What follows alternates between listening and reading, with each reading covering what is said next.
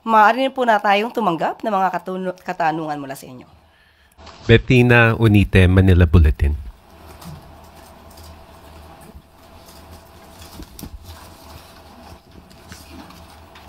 Good morning po, Yusek. Is Malacanang aware po doon sa massive dredging operation sa Cagayan River which has caused decline in fish catch in the province na po? And Pamalacaya is actually blaming former President Duterte for his policy to back China-led dredging operations during his time.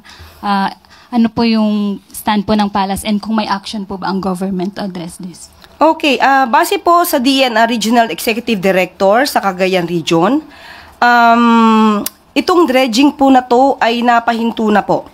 Okay, at ang sinasabi din po dito ay hindi naman na po, wala na pong operation sa ngayon. At according to the statement, and I quote, the private sector that engaged had been stopped operation or had stopped operations in 2023 pa po. Okay? Allegedly due to poor market condition of the dredged materials. So, yun po. Matagal na po itong ipinahinto. At matagal na lang pong hindi to, wala pong activity sa nasabing lugar about dredging po. Alvin Baltazar, Radio Pilipinas. Good morning po.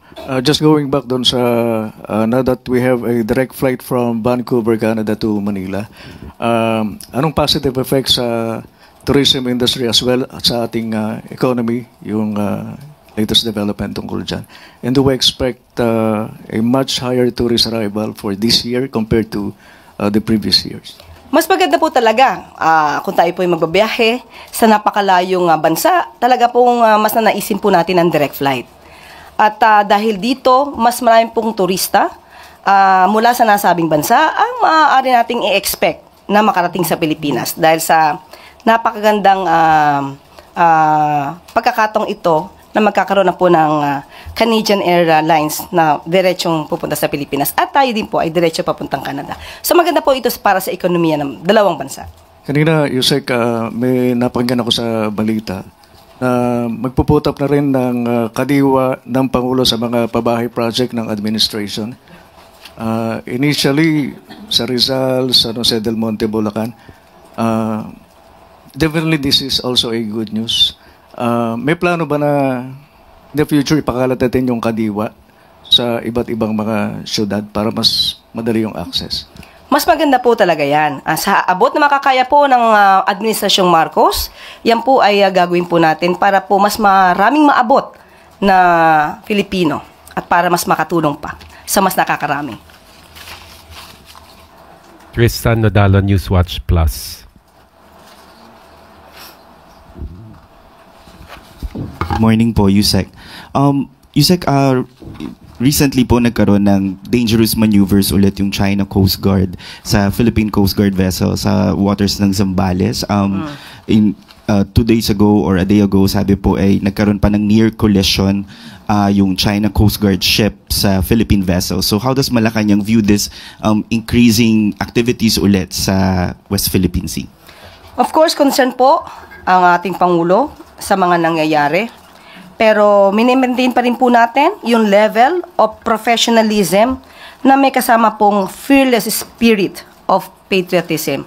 So hayaan po natin na masagot ang detalye na po na ito ni Commodore Tariela. Ma'am, regarding naman po sa ICC case ni former President Duterte, we had an interview with Nicholas Kaufman, yung lead counsel niya, and sinabi niya one of the biggest challenges that they see dito sa case is a possible political manipulation. With some na parang sabihin, with his wide support ay pwede raw po siyang i-consider as flight risk. So how does Malacanang view this na parang sinasabi po ang challenge is political manipulation? Okay. We thought na the former president already requested that there should be no more statements to be made with regard to his case. But anyway, there is this declaration of Attorney Kaufman. Well, anyway, every lawyer every lawyer desires and aspires to win all his cases for his clients. So, expected naman po natin na malamang ito ang magiging depensa po ni Attorney Kaufman. And siguro mas maganda rin po talaga kasi sinabi niya po na political manipulation of arguments. So, it is also better for him to know who manipulates who. And of course, sabi nga natin, he should also be aware of the plight of the EJK families, of the EJK victims who are now allegedly being harassed by some of the Duterte supporters, according to Attorney Conti. So, sana malaman po niya yan. And at the same time, we understand his opinion on this, especially that he is representing the suspect, the former President Duterte, who admitted his acts of killings.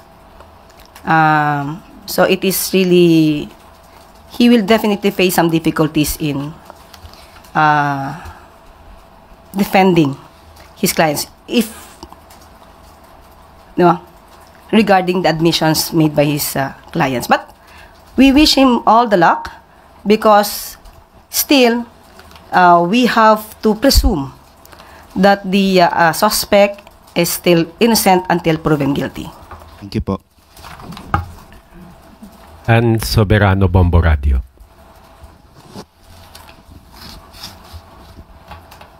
Yusek, good morning. Next week po ay Holy Week na po. Pwede po bang malaman kung ano po yung magiging event ni Presidente para sa Holy Week? Wala pa po tayong natatanggap kung ano ang kanyang activity. At bibigay na lang po namin kung meron po siyang listahan ng activities para sa Holy Week. Okay. Panawagan na lang po ng palasyo sa ating mga kababayan na magsisiuwian po sa mga probinsya ngayong Holy Week. Okay, meron po, nilabas na rin po ang DOTR. At sila po ay may direktiba po sa DOTR na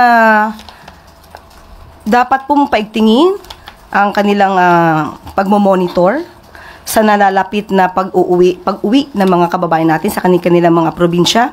At sabi nga po, nagbigay po ng order ang ating Pangulo, hindi lamang po sa DOTR, pero sa mga attached agency po, to ensure the safety and convenience of all the passengers who will be traveling to their hometowns or will have vacations. At magkakaroon din po ng strict inspection sa mga terminals, ports, airports, so that there will be no delays, to the operations prior to the Holy Week. Kasi po, mas marami pong maaaring magkaroon ng delays kapag maraming nagbabiyahe. So, yan po ay pinamomonitor ng ating Pangulo sa ating mga concerned agencies. May specific instruction po ba si Presidente, ma'am, sa mga law enforcement agencies ngayong Holy Week? Thank you. Opo, alam naman po natin na may mga pagkakataon na nagkakaroon din pa rin. Hindi natin maiiwasan na mayroong mangyayaring mga aksyon, mga krimen at hindi dapat matulog. Yan po ang direktiba ng Pangulo, hindi dapat matulog kahit Holy Week, kahit bakasyon ng karamihan, hindi dapat nagbabakasyon ang gobyerno. Patuloy pa rin po ang pagsasagawa ng mga monitoring at ang pagtulong sa ating kapwa Pilipino.